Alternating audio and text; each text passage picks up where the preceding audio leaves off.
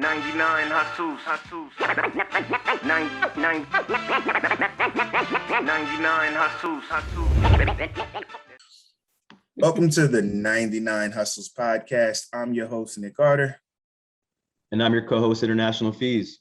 And today we're joined by another incredible hustler, this time in the real estate game. Today we're joined by none other than Ashley Hamilton. Ashley, how are you doing today? I'm doing great. Thank you so much. Truly honored to be here on the 99 Hustle podcast. So super excited. And we're excited to have you. Ashley, like Nick mentioned, is a real estate investor who made her claim to fame by using her federal tax return to build her real estate empire. Ashley now helps others get started and grow their portfolio. But before we get into all that, Ashley, why don't you take us to the genesis of all this and how you got into this space? Yeah, absolutely. And again, thank you for that. So started off in 2009. At that time, I was 23 years old, making about $20,000 a year as a waitress at Red Lobster. But I also had two kids under 5 that were, and I was a single mother and, you know, pretty young myself. I was only 23. So that's what my situation was. And I decided that I needed to change my life for sure. And I had heard like all these jokes about Detroit being bankrupt and nobody should buy homes there and things like that. And it intrigued my interest. So I just so happened to call like a for sale sign that was on a property I was driving past. And they said that the house was like $6,300. Like that was it. That wasn't the down payment. That wasn't like the closing costs. Like tax. Right. That was $6,300 and you own the property. So I instantly said like, okay, I need to get $6,300 or something like that. And I knew that the only time being a very low income single mother of 2, the only time that I would ever touch $6,000 at once is during tax time, right? Because the government, that they would earn income credit, that's what they, you were able to get a bigger refund, I guess a reward for being poor, right? I don't know, because it's definitely no refunds now. It's the other way around, where I'm paying them, you know, $6,000, $10,000 like that. So yeah, but so when I got my tax return, called up the lady, the property was still available, and the rest was history. So once I got into the place, because at the time I was renting, so I was paying like $700 a month, and that's a big amount when you're only making, you know, $1,200 a month or less. So that really helped me save a lot of money when I purchased the house. And I said, you know what, I'm going to do this every single year when I get my tax return,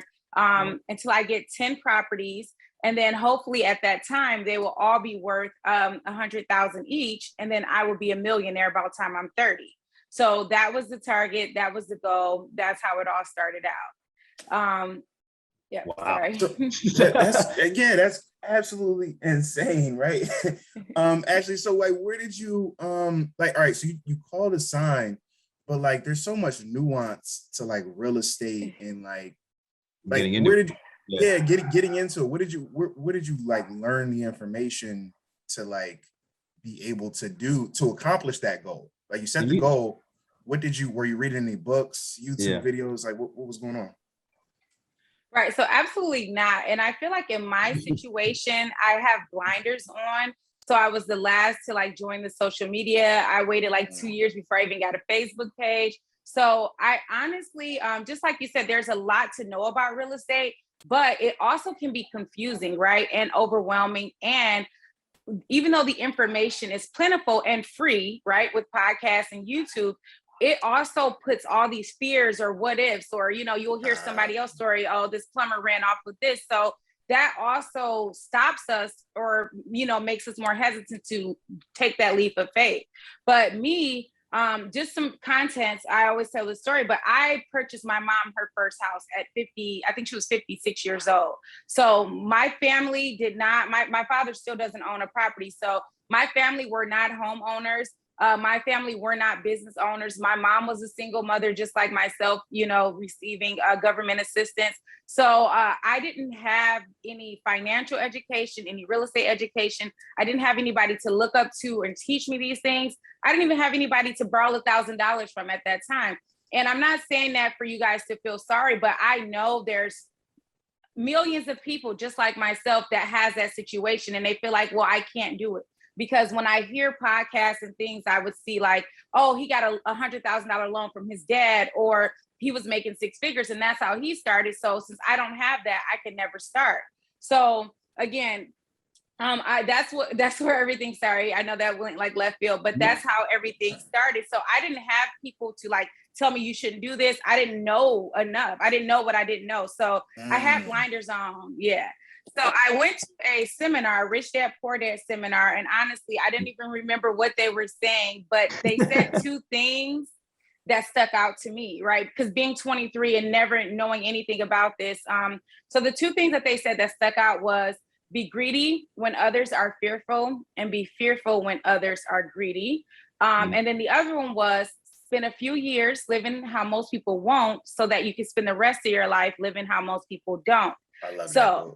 Yeah, those were like, though, and I still live by that to this day. And that really changed my life, because hearing on the news that Detroit is bankrupt and everybody should not invest in Detroit, homes are so cheap there, that made me say, wait, people are fearful, right? So this is where I need to be greedy at. I need to learn this much. I need to do something, because this is what I heard in a webinar, right? It was like somebody opened up the pearly gates and delivered that message to me, and you're like, hey, I'm looking for a sign, and then here comes a sign, like right in front. Now, absolutely. Did you go to that webinar first, and then you saw like a lot of this like information in terms of like what's going on in the news, or did you like I guess what sparked you to even go to that webinar?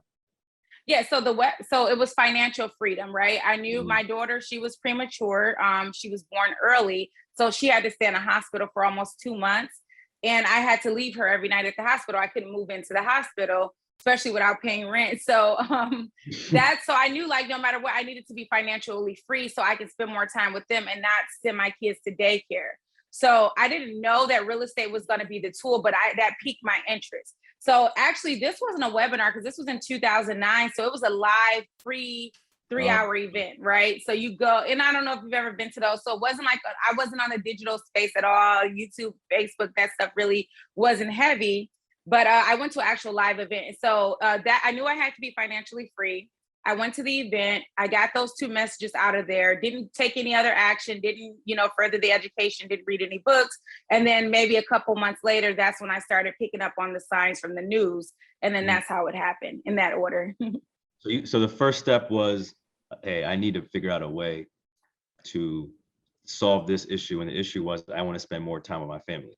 And you took the first step to go to this this course, and then the sign kind of appeared. So what draws us to like people like you, and it's a reoccurring theme with a lot of people we interview, is that no one necessarily knows what they're about to get into, but everyone has decided like, hey, I want to solve this problem. Generally speaking, it's like, I want financial freedom, or I want my time back, right? So it's like, I got to take that first step, and then a sign will appear and tell me what to do next. Exactly. And just making a decision and then just going into action after that. And even for like people listening to the podcast, like we're guys who we give information, right? But what's important, what Ashley said earlier, is that sometimes people can spend so much time in the information that they're not, they're procrastinating to take action because they're still learning, they're wanting to learn. And you know what I mean? You can't overload, and you got to just take that first step, like Fees just said. Ashley, so real estate in 2009, right? Is it was different times. Especially when you mentioned like, it's 2009, so like there wasn't really podcast or YouTube people to like listen to. There weren't courses online for you to like even learn this stuff. So like, so you saw the sign, you saw the news, you're like, okay, I remember in that what they said, when everyone else is fearful, I got to be greedy. What happens next? Like, how do you get greedy? Yeah, so I did use the plan to, even though I was being greedy, I was downsizing, right? So I was spending less on going out. I was spending less on clothing and shoes and travel. So started to live like most people won't. So I was saving, living below my means. So that was being greedy, because, I was just trying to save as much as possible. And then also I was saving the rent that I was spending before. So before I even bought my house, I was paying $700 in rent. So instead of like spending the $700 a month, now that I'm not paying rent, I still saved about $500 of that.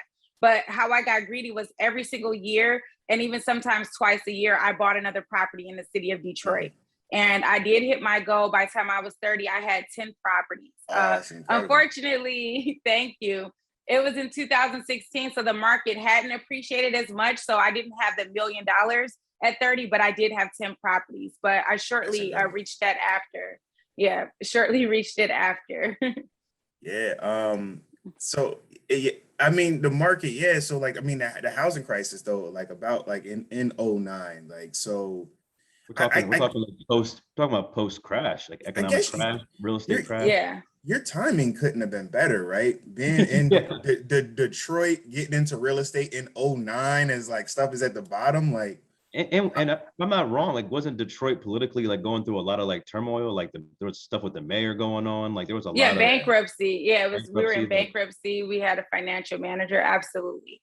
So absolutely, yeah, I was definitely in the right place at the right time for sure. But at the same time, this happens all the time, even now, like Cleveland right now. And there's still, to this day, there's still properties in Detroit for $20,000, $15,000. So it's not like, you know, obviously they need more work to get up to value, but it's definitely not like it's not possible now. And what I also would say is that while we were in the financial crash and that it was very cheap to get into real estate, it was a great time, but it also eliminated lenders. So you couldn't get a loan no matter how, you could have an 800 credit score and couldn't get a loan because the assets weren't worth more. So it was a gift and a curse. So that's why I became a cash buyer. And to this day, I still own 27 properties with no mortgages, you know, so that's how I do it. That's, you know, that's what Detroit sees in me as, to become a cash buyer. Now we are transitioning where you can get more loans and stuff. So it's like learning all over again, but that's just in 2019. So, you know, definitely adjusting with the times, but just like, so during this journey in 2012, I ended up starting my own property management company. So I was helping out of state, out of country investors buy properties here and do the same thing I was doing. So ultimately, it was definitely a great time in Detroit, but it wasn't a secret, right? We were all over the news and people from all over the country was calling me to get here. So we have to, if we're passionate about something, just, you know, or being an entrepreneur, we have to pick up on these signs and let things pique our interest. You know, I'm not saying just you hear a story on the news and go buy in that area, but why is it, you know, why is home so cheap there? And can I afford to get in here? You know, so definitely was a good time though. So you're you know, buying properties in Detroit, you start your property management, so you're helping others, you know, and I'm sure that's giving you I'm assuming you're also getting an education while you're doing this, because like what got you into property management? Is that because you learned like while you were managing your own properties, you're like, oh, I can do this for a lot more other people and still make money on properties that I don't necessarily own? Yeah, absolutely. So I've stemmed 7 streams of income from real estate, right? And that was the first, property management. So just to give some context, I didn't even know that there was a property management job. I just thought that once I bought my house, like I was just doing what I had to do. Okay, I bought the house. Okay, let me fix it up, right? Let us get it clean. Okay, now that it's clean, I need to find somebody to stay here. Let me put somebody in here. Okay, now after they're here, I need to collect rent and evict them if they don't pay. So I didn't know that I can hire people to do that. So I naturally just started doing it. And you're absolutely right. As soon as I started doing it for myself, I had about 3 properties, and I am still an active real estate agent. And a client had called me from California saying, hey, we're buying up properties in Detroit. Won't you be our property management manager? And that's how it happened. So again, a lot of businesses I didn't even know probably was a business, because that's just how disconnected I was from like social media and all that stuff. I was just focused on my goals. But yeah, that's exactly what happened. So that streamed the second stream of income for me. And like I said, today I've transitioned to 7 streams of income, all starting from real estate. That's interesting because I didn't know there were like 7 different types of ways to make money from real estate. Like, what? Right. Could you talk a little bit more about those 7 streams? So you have like, Absolutely. I don't know, I guess flipping and yeah. So and I haven't even done that yet. So that would be 8. Yeah. So that's 8. So we have. Yeah, so my number 1 stream of income from real estate is obviously my free and clear rentals, right? So the cash flow coming in from the properties that are being rented. My second stream is the property manager. I help people manage their properties. Now, all that really entails is collecting rent and handling maintenance costs. But okay, let's say, so now I also am a licensed real estate agent, so I can help you buy the property. And then once you buy the property, and if you're out of state, which most people were because Detroit was so affordable, you need somebody to fix it up. Well, just because I'm your agent or property manager don't mean I'm a contractor. So I formed my own project management business where I manage your project from start to finish before it goes over to the property management company. And then, yeah, right. Absolutely. And then I parlayed that to become a hard money lender, right? So now if you need funds for the deal, I can broker and fund your deal as a hard money lender.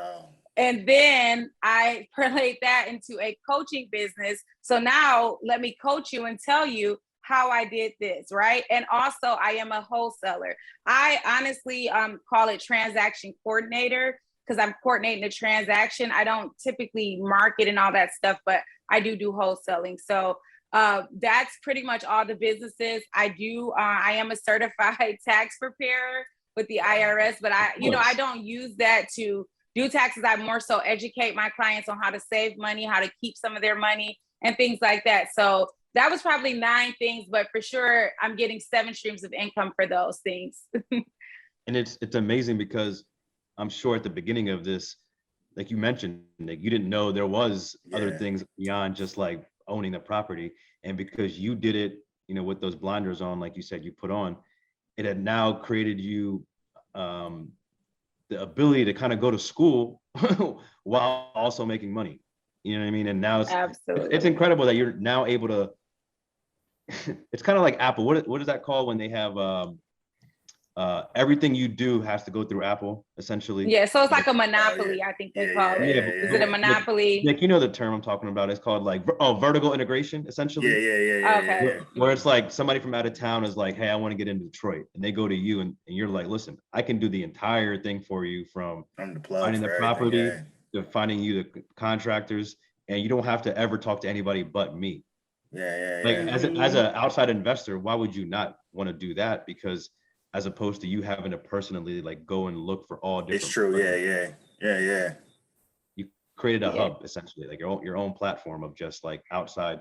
So now, have you gone outside of Detroit in terms of growing your real estate portfolio, or have you kind of stuck to kind of like what you know?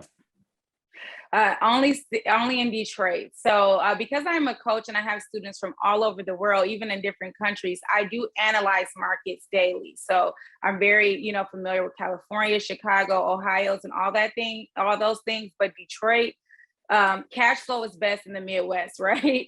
That's what they say. Yes, right. But also, so the thing is different goals, right? And again, not to dump on anybody's goals. So what I realized, and honestly, I'm still learning every single day.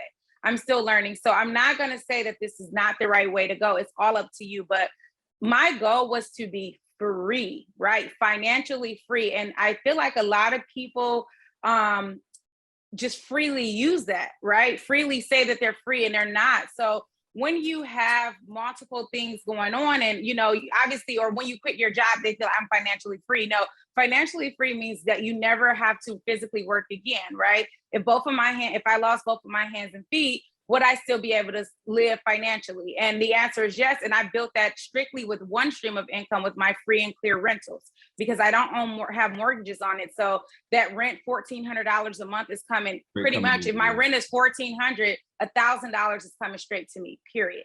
Now, some people might say, and I get this all the time, hey, if you got because just some content. So right now, today, at just 35 years old, my portfolio is just over $2.2 million, right? And I started off making $20,000 a year. I make $20,000 a month just on my rental properties. So let's get that, let's get that straight, right? Word. So that's what that is, right? That's the hustle, right? That's the hustle. For sure. So that was a lot of hustling to get there. So, but with that being said, out of my $2.2 million, I still have over $1.2 million in equity, meaning that I can go to a bank and pull 80% of that out.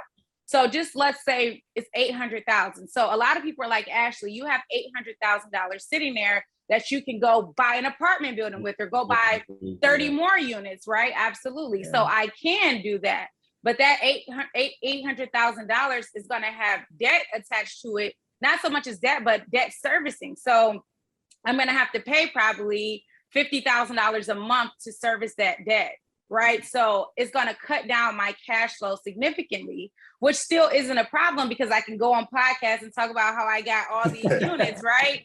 But at the end of the day, am I really free? Because now I'm going to have property managers that I work with. I'm going to have partners. I'm going to have CPAs that I have to deal with way more, right? I'm going to have way more complaints and tenant complaints because I own more. So again, not to discourage anybody, but it's not always how many units you have if your goal is freedom, right? So I know people with over 200 units and don't even make half of what I make a month. Again, I have 30 units and I make over $20,000 a month. Now I know people with 100 units that barely make $10,000 a month. So again, that's what, but it's no wrong or right way because I get eat up on this all the time. Yeah, it's just your lifestyle. If you want to go on, if you want to be able to brag and say, I got 100 units because it makes you feel good, then that's what you do. But I'd rather brag and say, hey, I got $20,000 of cash flow, right? And only 30 units, right? Yeah. I would love to have 10 units and have 20,000 because I don't care how many units I got. I want the bag, right? I want the money. If I had 2 units for 20,000, that's what it is. So, yeah. And, but just some content. So this is all new to me, I would say, because again, I've had blinders on throughout the whole world. I just got on Instagram and just found all you great people like yourself in podcasts in 2019. So that's how far behind I am and seeing and opening up my eyes to what other possibilities. So with that being said, I've started Airbnb, right? So I am. We had that as a question next. Yeah, absolutely. So I haven't gotten my first unit yet. I have 2 units under construction because again, I know that and I'm learning so much about it and partnering with people. So I know there's opportunities for you to do like arbitrage where you don't own the property, but me, since I own these properties, I'm renovating them now so that I can do it. So it's very new to me, but I've done a ton of research and I'm ready to go for it. So I really like that aspect of things. Yeah, actually one of our latest guests in front of the show, Kamoy. Yeah, he's more into the arbitrage where you're not actually owning the property, but flipping it that way. But for someone like you, it makes all the sense because you're already like a generally a conservative, in terms of your portfolio. You're like, it makes all the sense in the world too. You heard the adage, it's like, it's not how much you make, it's how much you keep, right? Yeah. And that's exactly like when you're talking about people are like, oh, I have 100 units, but it's like, yeah, but if you're drowning in debt to try to pay that off, like, do you really have, are you really free? Do you have freedom? Are you really free? Are you really free? And it's interesting too, because you said you're just getting onto social media. So it kind of shows like you were never distracted by it and you weren't ever, it was never like a vice for you to feel like, oh, I got to go online and like show people how much I'm making. Right. Or compare to other people. That's what sometimes, unfortunately, like that's the gift and the curse with social media too. Sometimes it's like you can get inspired so much easier because you can find people that are talking about their success. But you can also just sit there and distract yourself for hours and never actually do anything, so it's like absolutely. It's because as soon as one video or one reel or one post go, the next one come up and that's piquing your interest as well, for sure. So and actually that actually leads into my next question, just about balancing family life. Like you mentioned, being a single mother while starting your business and conducting all your research. Can you share a little bit with us about any strategies for like time management or discipline, or like how you're able to balance your time and juggle family life and business? Absolutely. So family life has always been number one to me. So my kids are in sports. My daughter's a varsity cheerleader, the captain, and my son is a football player. So I've been to every single game. And not only that, a lot of times people don't know because I don't share it, but before their game during COVID, I cooked them a meal every week before their game. So I would have 14 teenagers over here just eating whatever they wanted. So that's always been number one. But as far as time management, honestly, I will say this because a lot of people eat me up on this, like, well, you need to delegate more. Obviously, a jack of all trades is a master of none. So I do multiple things, but the good thing is they all stem around real estate and they all kind of flow in together. But just far as time management, when I do something, before I offer it or do it, I want to be an expert at it. I need to figure out every component that goes into it. And then I need to figure out how to do it efficiently, the quickest way possible, but right, so that it's repeatable.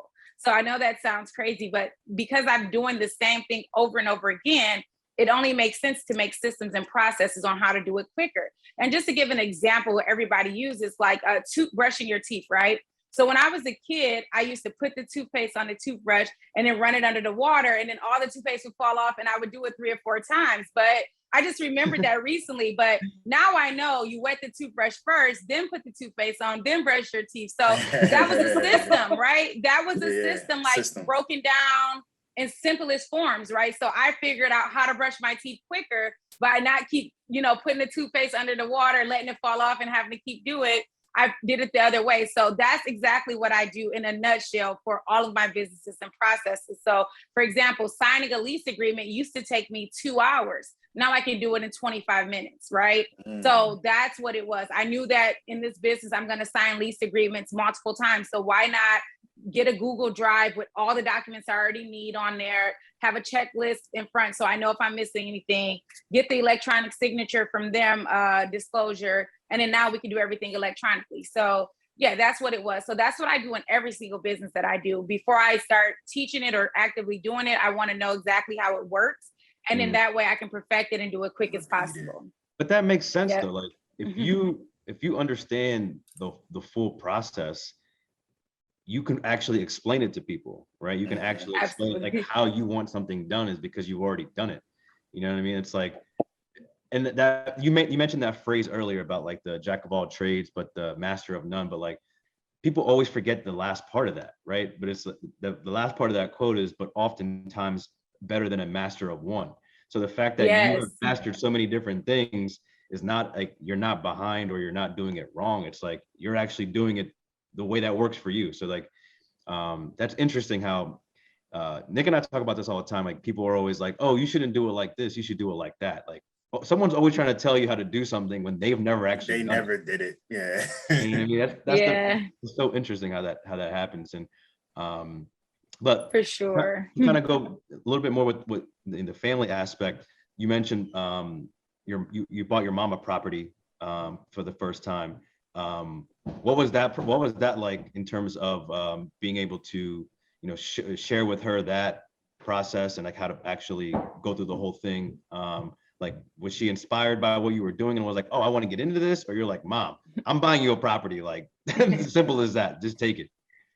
Yeah, absolutely. So it necessarily didn't happen like that. So I bought the property first, and my mom, she found out about it, or I told her about it, and she liked it, and she was paying rent. So she was like, hey, how about I just move in? Right. So I wasn't that was only my second deal. So I wasn't at the point to physically give it to her. So I did purchase the house, stabilize it, she moved in, but she paid me like $600 a month for 3 years, and then she owned it. So it was kind of like a land contract for her. Like a rent to own type of thing. Absolutely. But I was still paying the taxes and the water bill. So I didn't really profit that much on it, but it was a way for her to kind of like get it without not appreciating it, right? Absolutely. Yeah. So she feels like she did it, but it honestly didn't pique her interest, because at this point she was already, she's 60 now. She's just like, hey, I've done my service. I have 8 kids. They're all adults. They're all thriving. They all have their own. I have something to leave for a legacy, and that's it. But for sure, definitely grateful. My mom is one of my best friends. So yeah, it's definitely, she knows everything that I do. I always consult with her to hear, like, tell her what I'm doing. So yeah, it definitely has changed our relationship, but she has 8 kids. So, I don't know. She has 8 kids. So she loves us all. Were you able to kind of you mentioned that with your mom, you have other siblings. Have they gotten interested into this as well, or what has that been like? Unfortunately, no, not yet. So, right now we're still, like I said, that's just to show how my family structure was. We were just really drinking the Kool-Aid of what society had put on us. You have to work hard. We're physically 60 years and then you retire. So unfortunately not. And it's just crazy that I guess people may not know, or maybe it fly over their heads, but my siblings, I talk to them or see them often. And it seemed like they didn't really recognize like who I was until like I did my first podcast. Like I got news articles written and they're like, wow, I Googled my sister, or wow, so now it's like they're on the bandwagon. And not saying like they never was, but it just that now I guess that I'm sharing it more, they're seeing more, and now they're like, wow, my sister's really, something good. So they have ventured off into like other things that they want to do. Like my sister, she does like photo booths and businesses like that, and food truck. My other sister has a sanitation business. My brother, he does remodels and stuff like that. So they have transitioned, but not yet, in this capacity. And so Ashley, my question would be, this is a two-parter, right? So like, what do you think, what would be like your first piece of advice for somebody who wants to kind of do what you did, and make success in real estate? And then also, like, would it even be possible to like invest your tax refund into buying a property? Is that something that happens every day where someone could find a home that cheap and like get started like that? Do you think somebody could replicate that success? Yeah. So what type of advice would you give somebody out there thinking they could replicate this success? Yes, absolutely. So the very first thing I would say to the first part of the question is find someone that's actually doing it, right? Not somebody that's talking about it, that's actually doing it, and try to get in their good graces and work with them. And the great thing about it is with Instagram and YouTube, even myself, I book one-on-one calls. So people call me from all over the world, 3 days a week. So having access, like because of social media, Clubhouse, apps like that, you have access to these higher net worth people and stuff like that. But again, just to caution you, making sure that they're doing what you want to do, that they're doing what you're trying to do. So for example, on my Instagram page, I just show like I'm working on 7 renovations right now, and I show them daily on my Instagram, like you see it. So, and I, when I preach, I have an 800 credit score. I show you when I'm using credit hacks or credit cards to buy houses, I show that on my page. So a lot of my followers are organic and they're trusting me because I'm physically showing it. So be careful when you drink the Kool-Aid or, marketing, making sure that people are physically doing what you want to do, that you can actually see it or have done it recently.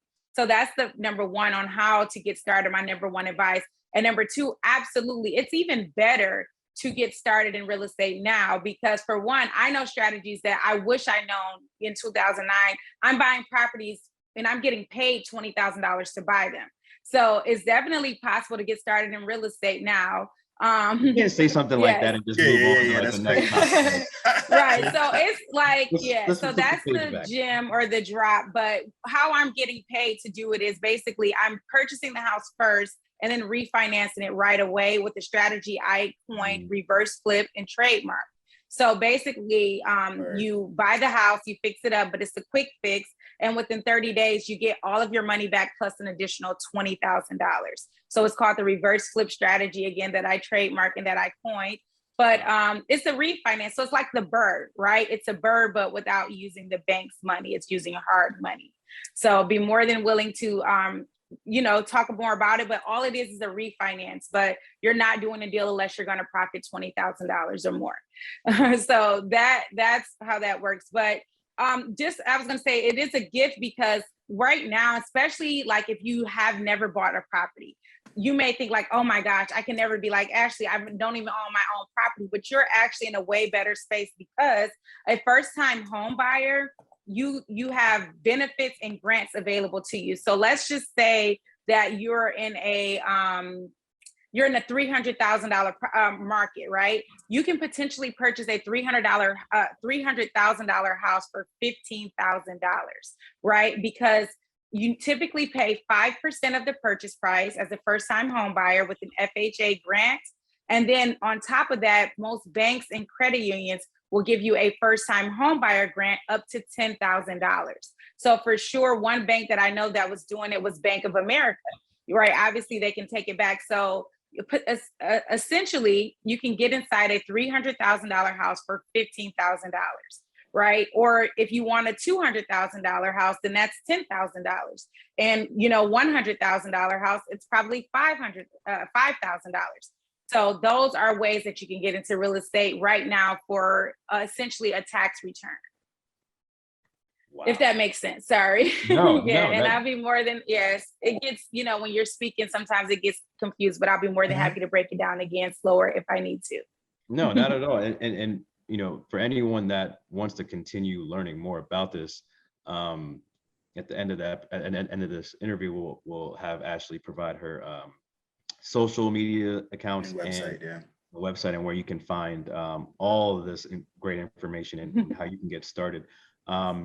But before we do that, you set out a goal, you achieved it, and at this point in your time, at this point in your life, would you say that you were happy? 100%, absolutely. Ecstatic. I get to, like I said, when people follow me, they see it. Because I'd be like just so excited that I get to do real estate for 100% all day and do what I love. And it's like you can see my excitement like on my videos, how sometimes I was looking at a property and it's like 20 people outside waiting to get in. And I'm like, yep, I'm gonna get this property. You see these 20 people here, but I know I'm gonna win the property. And I did.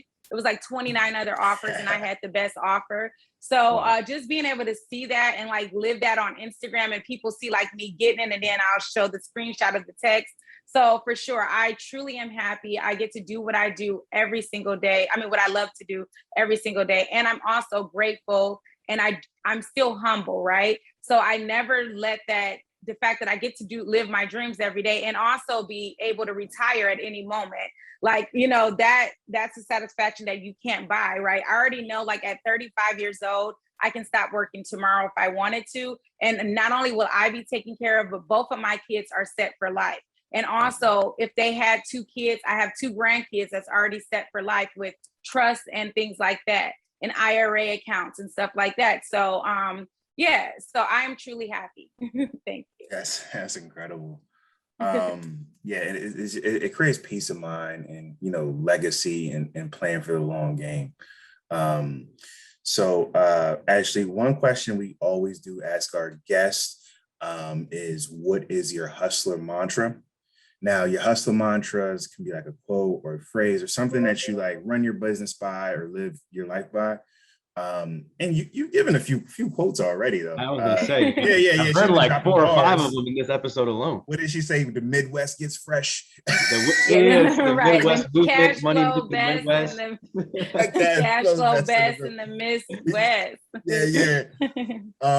But Ashley, if you had to give like one quote, that sums up your hustle, what would that be?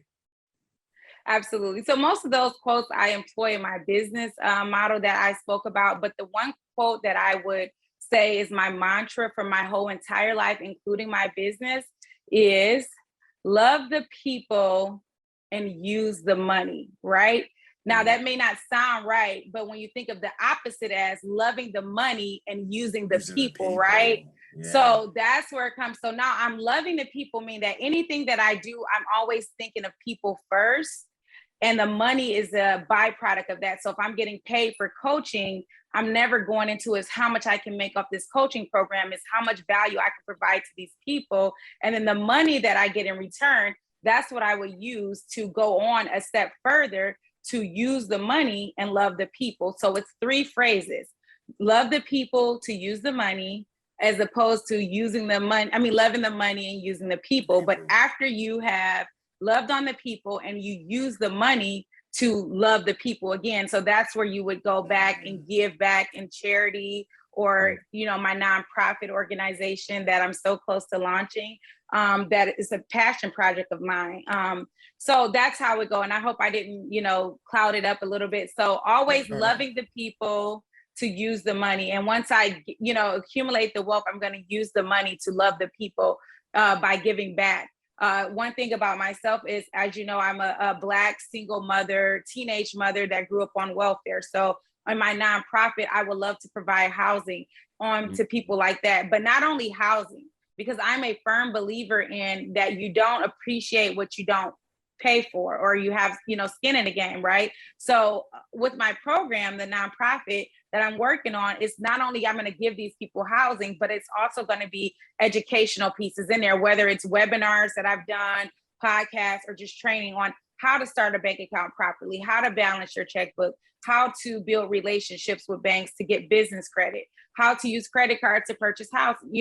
The credit is the foundation, and how to be an entrepreneur. And not saying quit your job, because I know everybody's saying that. And I feel like, wait a second here. Like who's gonna pay the clean my bills? house?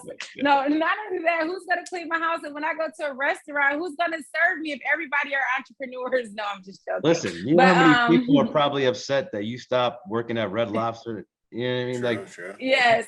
So That's you can't be selfish. You gotta let people, leave Red Lobster too. But absolutely right. Yeah, that's what I was gonna say. So not that, but we all can't quit our job, because we can, but long as the new generation are going into those jobs. But no, in all honesty, tradesmen like plumbing, that's why new construction is down at an alarming rate, because there's no tradesmen going back into these fields. There's a shortage of it. It's actually in news and everything. So, in all honesty, but we can all, I feel like that inflation, or, the cost of living is going to go up significantly of all these entrepreneurs. So I feel like we will still have careers, but also have a side hustle, right? Or just another business on the side. And with that, like you mentioned a lot of like the different trades that we're missing. Like everyone can learn a trade to start their own business. So you can do both. You can continue to create the job, or, learn the trades, because at the end of the day, the whole reason to start a business is to solve a problem that society has. And society has a real big problem with employment. You know what I mean? So if you can solve that issue, you can make a lot of money. Absolutely. No, but this was definitely one of my I guess favorite and important I think episodes, in the sense that like real estate is something that Thank you. for most people is easier to understand than like the digital space, right? Like teaching people like how to do stuff on like Amazon or drop shipping to the masses is kind of difficult to kind of grasp. But real estate, everyone understands like, oh, I know what rent is, I know what mortgage is, like I've heard these things and I know, you know what I mean? So it definitely goes a long way. For sure. And what I always say about that is never, like you said, it's never a problem to be multifaceted, right? So you can still do those things. But one thing, and we all can look and see, is that they're not printing or making any more land, right? Like the planet Earth, the United States, all the land is here. Like they can build more houses and tear it down, but they're never making more land. But the population is steady increasing. So there's always going to be wealth in real estate and the land that it sits on, because they're not making any more land, unless we, Jeff Bezos and them is successful with their space and all that stuff that they're doing up there. Maybe we're going to build real estate in space. But as right now on planet Earth, they're not making any more land. So the value is in the land for sure. Yeah. But I really appreciate you guys. Thank you. Sorry. No, absolutely. This was no, and with that, I just want to make sure our audience has the ability to continue to follow your story and get, and those that are interested and piqued by real estate to get involved there. So where can people find you, like your socials or website? Absolutely. So please, everybody, follow me on Instagram, Detroit_investor, Detroit like the city _investor. That's the same tag as Facebook, LinkedIn, and all that stuff. But honestly, I have a website. I have 50 emails.